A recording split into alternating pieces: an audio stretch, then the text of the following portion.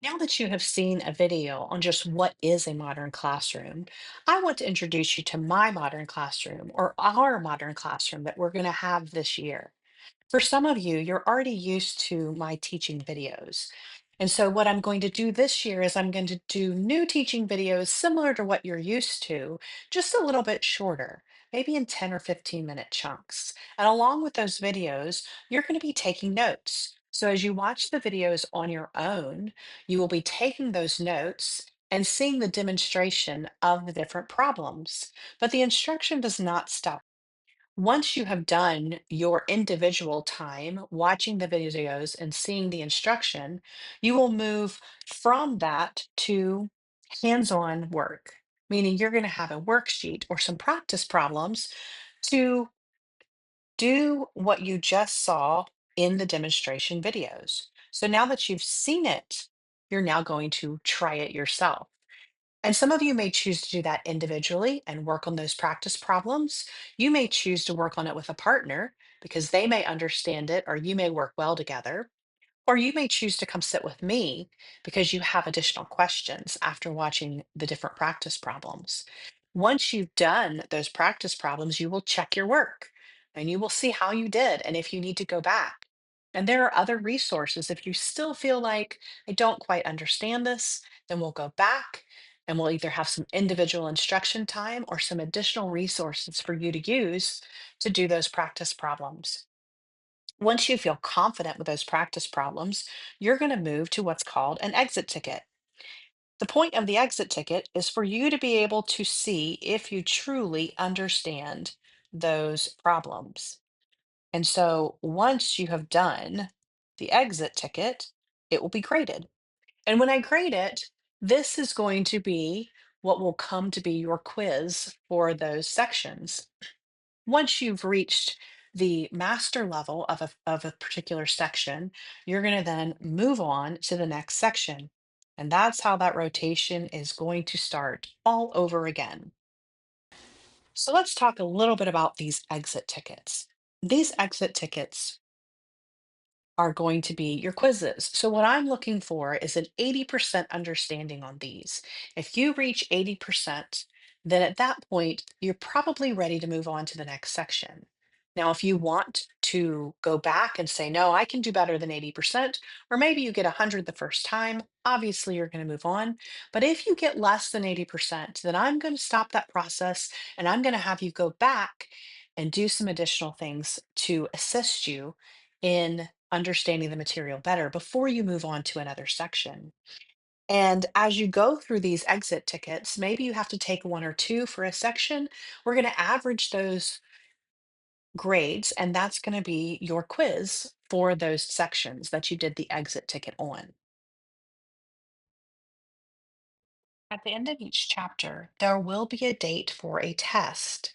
And by that date, you need to have all of the sections that you're going to complete done.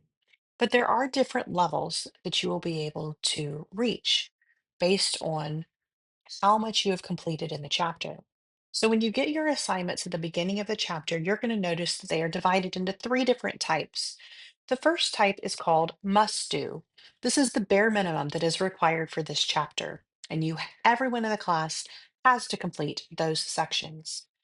But if you complete those sections, then there is a second set of sections called should do. Now, these are what I would recommend everybody should do. There's going to be a few of these sections, and you may get one, two, or even all three of them done potentially. But my recommendation is that everyone in the class complete the must do's and move on to the should do questions. And then there's going to be sections that are very challenging, and some of you are going to get finished and you're going to have time to move on to the really challenging sections. I like to call those aspire to do. And so when we get to this test date for the end of the chapter, then we are going to have a graduated scale of what type of test you're going to take based on the sections that you completed. If you only completed the bare minimum, then the most that you're going to be able to earn on your test is an 80%. Now, that is perfectly fine if you are really working hard and you only get done with those must-dos, but you feel extremely confident in them, then you're going to want to take this test. But as you move along throughout the year, my goal is that you move on and get to those should do sections. And if you complete those should do sections, or at least start on those should do sections, then you will be able to take a test that earns up to 100% for that particular chapter. And then for those of you that have finished all of those and you have moved on to the challenging section, these would be like extra credit points on a test. And so you can earn up to 110% on those. So as you think about the chapter, you want to plan ahead, and there's going to be pacing. Pacing is going to get you all the way to the should do. And so if you are pacing as you're supposed to in the class, you should be able to move to that mid-level test. If you're pacing ahead, you're going to move to that 110% test. And if you're pacing a little bit slower, taking your time a little bit more, maybe struggling with one or two sections, then you may pace at the 80% test. As you work through each chapter, I'm going to have you periodically check in with me to let me know how things are going. This may be a form that you fill out where you just let me know what section you're working on, as well as letting me know just how you feel about the section and whether or not you're working well, whether you feel stuck, whether you're ready to do a mastery check. I'll also ask you to just let me know how your day's going. That'll often affect how well you're doing and how you're pacing. And there may be just a time when you need to tell me something that's I need to be aware of that might be going on. Another way that you're going to be able to communicate with me is a desktop sign. Each student will have one of these, and you'll be able to put it on one of these options where you can say, "Hey, I am completely stuck and I need your help."